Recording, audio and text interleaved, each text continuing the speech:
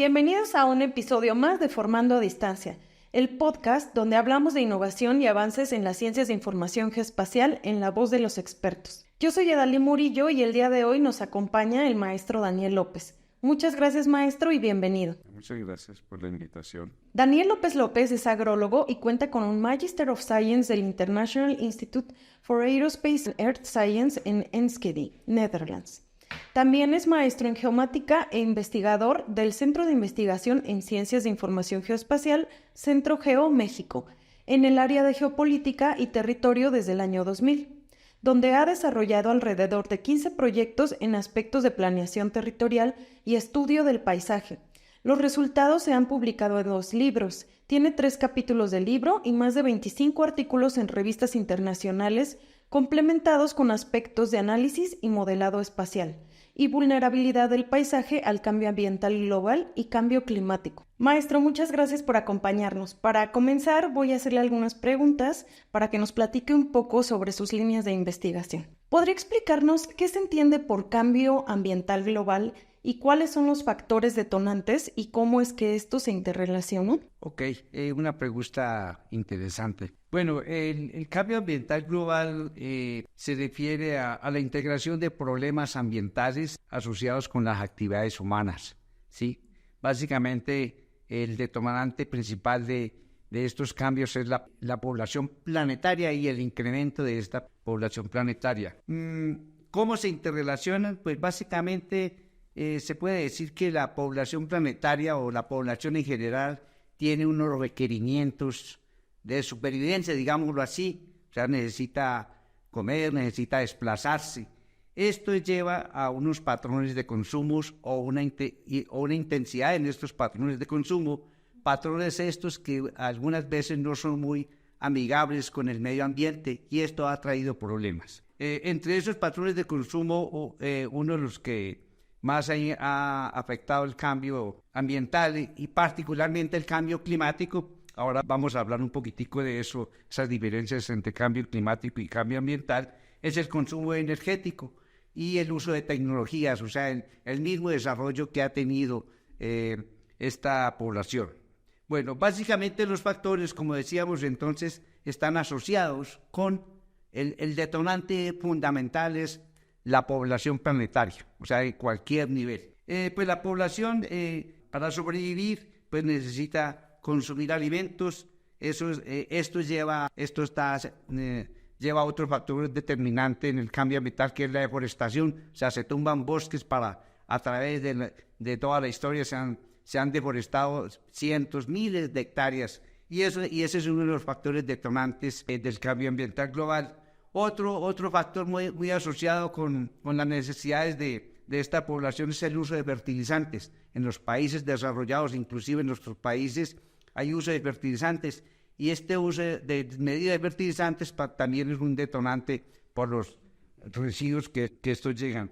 Otro factor importante, por ejemplo, es la expansión de la ganadería. La ganadería es un contaminante básicamente de nitrógeno, óxido nitroso al aire, y ese es uno de los contaminantes detonantes. Bueno, estos problemas van a incidir en los recursos naturales. Básicamente van a incidir de diferente manera y van a detonar, por ejemplo, problemas como calentamiento global, que es básicamente lo que es el cambio climático, pero hay otros problemas asociados con el calentamiento global, que es la pérdida de biodiversidad, ¿sí? La pérdida de hábitats de la diversidad, la eutroficación de las aguas, o sea, entre otras cosas. Entonces, algunas de las consecuencias que tiene ese cambio ambiental global. Yo lo decía tal vez hace un momento, uno de los factores o uno de los determinantes o uno de los mejores de los impactos que genera el cambio ambiental global tiene que ver con el calentamiento global, el calentamiento del globo terráqueo. Esto básicamente es lo que es cambio climático. Pero aquí quería puntualizar que a mí siempre me ha interesado más que el cambio climático, el cambio ambiental global, porque muchas veces, inclusive un poco ha habido, el cambio climático ha tenido, digamos, como que más espectacularidad. O sea, y se ha centrado, inclusive ha habido un poco de sesgo en las investigaciones con respecto al cambio climático y se han olvidado de otros factores que son importantes, que tienen incidencia además del calentamiento global. Es muy interesante y realmente esta diferencia a veces puede ser un poco confusa entre cambio ambiental global y cambio climático, pero al final es parte de lo mismo, ¿no? O sea, aquí lo importante a señalar es el cambio global. Un componente fundamental del cambio global es el cambio climático, pero hay otros factores, por ejemplo, relacionados con el uso de la tierra. Hay otros factores relacionados con el uso de la tierra que tienen incidencia en cambios ambientales globales y no necesariamente es cambio climático. Eso sería lo importante. Claro. Y aquí se maneja también mucho el tema de las escalas, ¿no? Quisiéramos saber también cómo se define, por ejemplo, el concepto de paisaje socioecológico y cómo se abordan las interacciones de los sistemas naturales y humanos desde la teoría de la complejidad. Ok, bueno, esto del paisaje socioecológico, a ver, como haciendo un poquito de historia primero. Cuando estaba en Colombia tuve oportunidad de trabajar con un equipo interdisciplinario. Fue una experiencia bien interesante. Yo trabajaba en el símil del INEGI aquí en México. En Colombia se llama el Instituto Geográfico Agustín Codazzi. Bueno, ahí había un centro de investigación que era donde yo laboraba, y en ese centro de investigación hacíamos docencia. Y había una unidad que se llamaba Estudios Integrados. Bueno, ahí estuve 10 años y fue una experiencia muy interesante porque trabajamos con un equipo multidisciplinario, interdisciplinario. O sea, yo que soy agrónomo, edafólogo, pedólogo, porque básicamente mi formación es más enfocada hacia la pedología, en mi formación primaria, que es básicamente el estudio de los suelos. Y ahí teníamos agrónomos, estaba de mi parte la pedología, teníamos agrónomos, teníamos sociólogos, antropólogos, biólogos dentro de ese. Entonces, esto lo digo porque nosotros estudiamos el paisaje y yo todavía no había vislumbrado ese concepto de paisaje socioecológico, pero estábamos estudiando el paisaje como tal. Tal vez en esa época, yo como parte, digamos, de la escuela holandesa, de mi formación que tuve en el ITC en Holanda, pues conocí un poco y me adentré un poco en la parte de lo que es la ecología del paisaje. Entonces, esto es un poco de historia porque yo cuando llegué aquí a México, uno de los temas que he investigado, que me han inquietado básicamente es el cambio ambiental global y la vulnerabilidad al cambio ambiental global. Entonces, he hecho algunas publicaciones por allá como desde el año 2008, 2009, que tienen que ver con cambio ambiental global y cambio climático. Pero fue, digamos, por allá como en el 2013 que me invitaron, la Universidad Autónoma de Chiapas, me invitaron a un congreso sobre ordenamiento territorial. Yo presenté una ponencia y ese congreso terminó con la publicación de un libro. Entonces me invitaron a participar en ese libro. Yo, para esa época, yo ya había desarrollado un modelito que lo denominaba el paisaje socioecológico, básicamente. Entonces ya había desarrollado este modelito. Entonces este modelo se publicó ahí. Bueno, básicamente entonces, ¿qué es lo que denomino yo como paisaje socioecológico? Es una entidad, yo lo diría un macrosistema.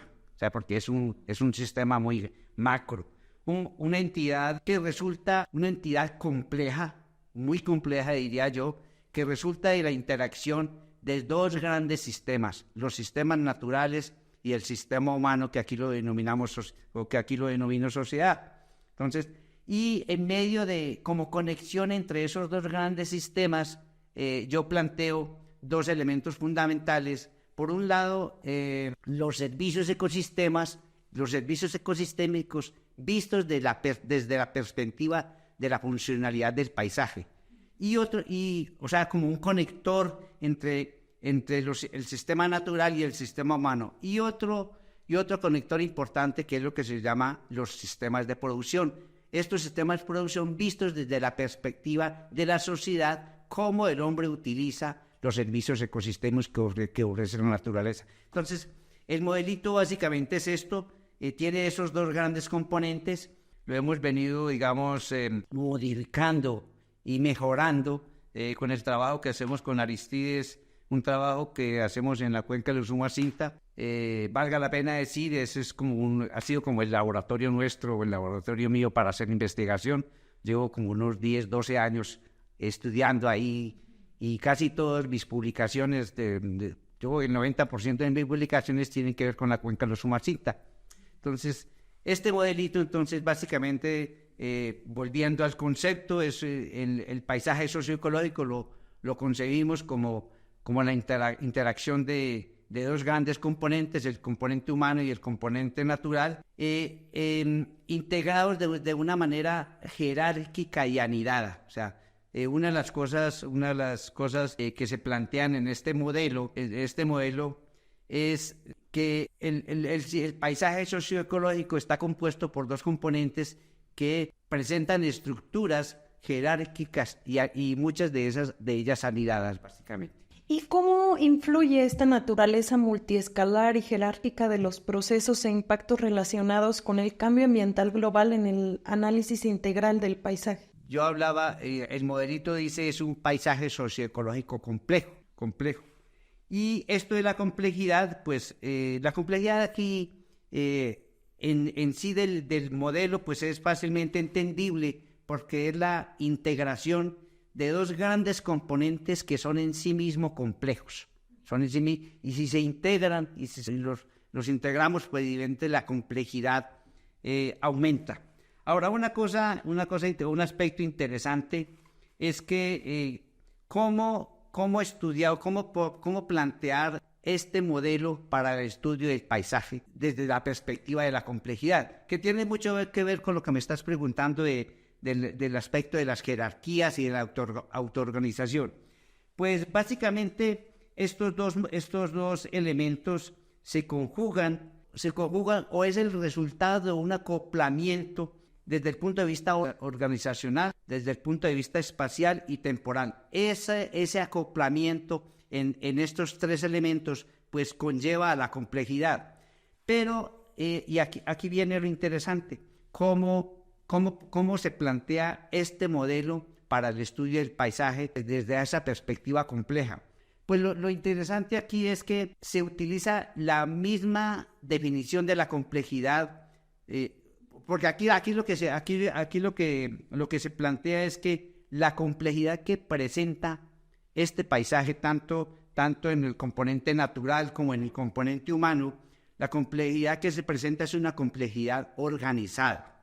Entonces, ese elemento de complejidad organizada, o que algunos otros elementos, por ejemplo, como Manson lo llama complejidad agregada. Entonces, utilizamos ese elemento de la complejidad, el hecho de que sea organizada o que sea agregada, o como le dice Kaufman, que es una complejidad que tiene que ver con la autoorganización, porque Kaufman dice que hay varios tipos o hay varias. Uno puede ver la complejidad desde muchas perspectivas. Aquí realmente la estamos viendo desde la perspectiva de la autoorganización. Entonces, miramos que esa complejidad o la que hay en este sistema socioecológico es una complejidad que está organizada de una manera jerárquica. Entonces, utilizamos ese concepto mismo de la complejidad para estudiar el sistema desde esa perspectiva. O sea, el punto de encuentro,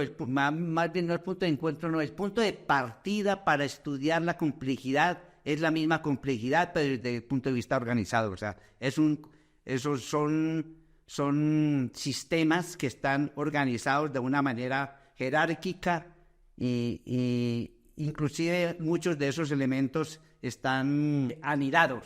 Y tal vez uno, en este sentido, utilizamos eso mismo para analizar el sistema. Qué interesante, maestro. ¿Y cómo es que se integran en un modelo geoespacial los diferentes componentes del sistema socioecológico para el análisis de vulnerabilidad ante el cambio climático global? Bueno, esa pregunta es una pregunta muy buena porque es algo en lo que hemos avanzado. Con Aristides, lo que queremos, lo que hemos venido trabajando es desarrollar un modelo que permita hacer análisis espaciales de los diversos componentes.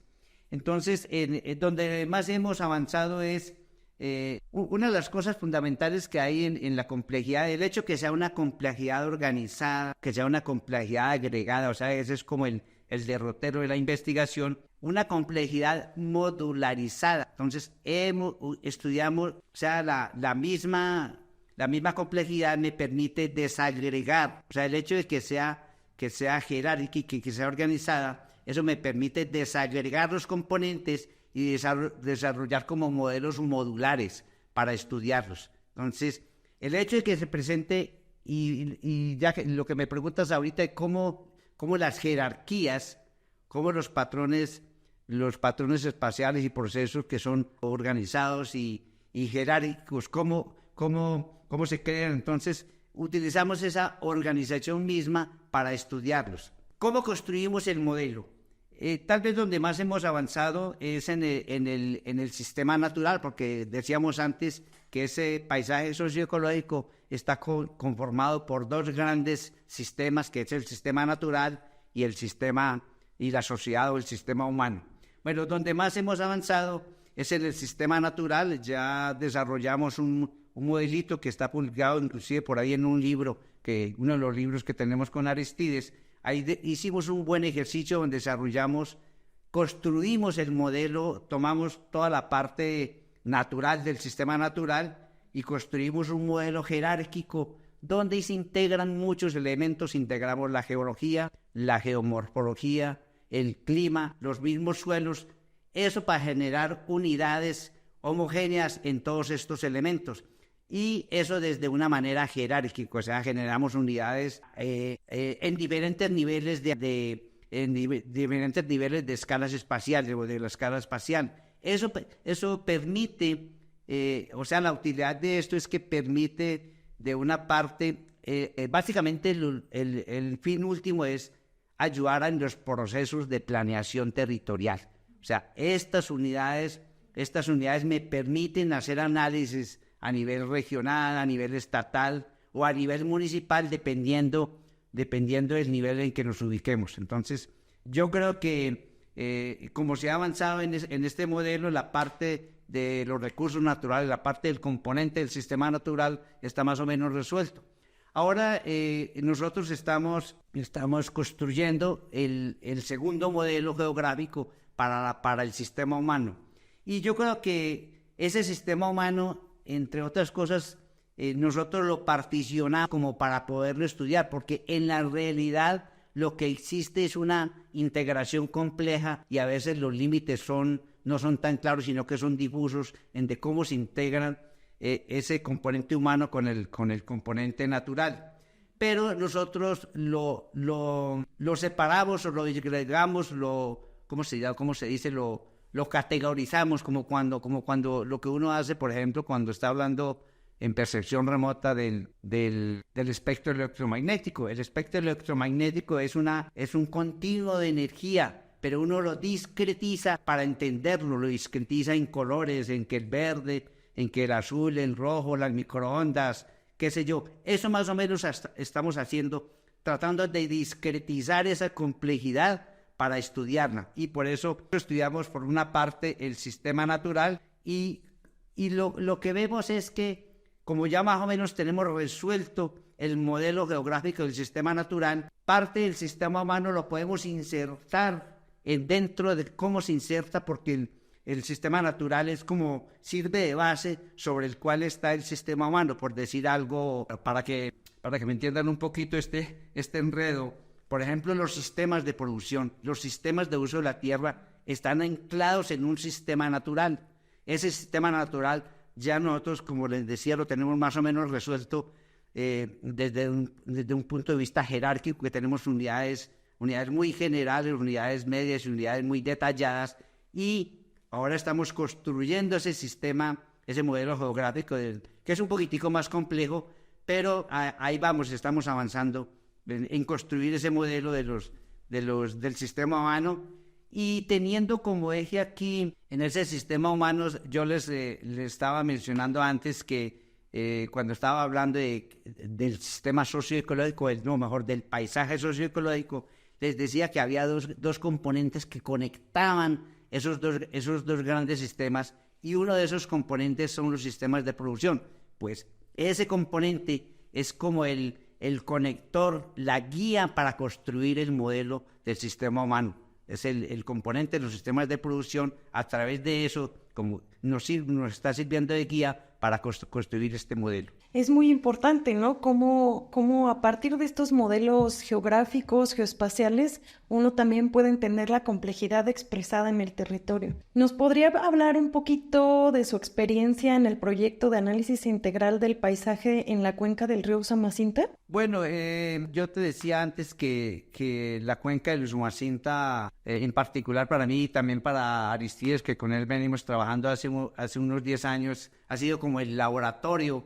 O sea, yo te decía que casi todas las investigaciones, casi todos los artículos que tenemos publicados, inclusive los libros, tienen que ver con el Usumacinta. Hemos hecho otros trabajos acá en la Ciudad de México también, pero básicamente el laboratorio para nosotros ha sido la cuenca. Entonces, ahí en el Usumacinta es que desarrollamos esta aplicación del modelo geográfico para el sistema natural, y ahí es donde en este momento estamos desarrollando el modelo para el sistema humano. Yo creo, a ver, ¿qué impactos ha tenido este modelo? ¿Qué impactos puede tener desde el punto de vista de la planeación territorial?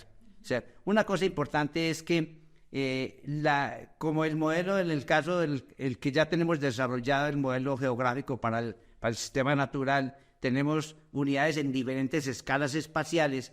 Eso permite entonces hacer planeación. La idea es eso, que sirva para hacer planeación en diferentes escalas. O sea, no es lo mismo que tú estás haciendo planeación municipal, eso utiliza unas unidades. En el caso del modelo que nosotros estamos planteando, puede ser a nivel de paisajes o subpaisajes a nivel municipal. Si estamos haciendo planeación a nivel estatal, es probable que la unidad de análisis sea a nivel de grandes paisajes. Entonces, eso es como un decir, ¿para qué estamos construyendo esto? ¿O esto para dónde va? A ver, otro aspecto interesante es que estamos, inclusive dentro del desarrollo del modelo geoespacial del sistema humano, uno de los elementos fundamentales es el uso de la tierra. Yo les decía que en la construcción de este modelo del sistema humano, el eje conductor sobre el cual estamos trabajando son los sistemas productivos, y para localizar, para analizar los sistemas productivos, pues el insumo más fundamental y más interesante es el uso de la tierra. Entonces, en este momento yo creo que ya tenemos elaborado un mapa. Creo que ese es un avance, un mapa a escala muy detallada, que eso es importante. Creo que más o menos se puede decir que está a una escala aproximadamente 1:25.000, que es un estudio detallado. Entonces, tenemos para la cuenca de Usumacinta un mapa de uso de la tierra prácticamente terminado a escala 1:25.000, elaborado a partir de procesamiento de imágenes de satélite de alta resolución. O sea, este mapa nosotros procesamos como unas 20 o 30 imágenes de una resolución de 1.5 metros. Eso tiene implicaciones importantes. Y sobre eso estamos construyendo, que es como el segundo paso ahorita, ya estamos construyendo porque el uso de la tierra es uno de los componentes de los sistemas productivos. El sistema de los sistemas de producción es un concepto que implica muchas cosas. O sea, implica la parte biofísica, que sería básicamente el uso de la tierra, pero implica bajo qué condiciones sociales, económicas y culturales está dando el uso de la tierra. Todos esos aspectos tienen que ver con los sistemas productivos. Entonces, sobre el uso, ya tenemos el principal elemento, que es el uso de la tierra, y sobre eso estamos construyendo los sistemas de producción, y teniendo los sistemas de producción, eso nos sirve para integrar ese modelo del sistema humano. Y ahí vamos. A ver, tal vez quería mencionar que otra de las aplicaciones importantes o de los aportes importantes de este acercamiento jerárquico y multicategórico es que nos ha permitido, por ejemplo, yo le decía que en la parte de sistema natural nosotros integramos la geología, la geomorfología, el clima y los suelos. Los suelos inclusive están como en el, no sé, depende como uno lo vea, puede estar en el eslabón más bajo o en el último eslabón, depende como uno lo vea. Pero en este modelo nos ha permitido hacer ajustes muy importantes en la cartografía de suelos, porque tal vez lo que hemos visto aquí en México es que la cartografía de suelos no necesariamente tiene una base geomorfológica. Y los que saben de cartografía de suelos, los expertos saben que el suelo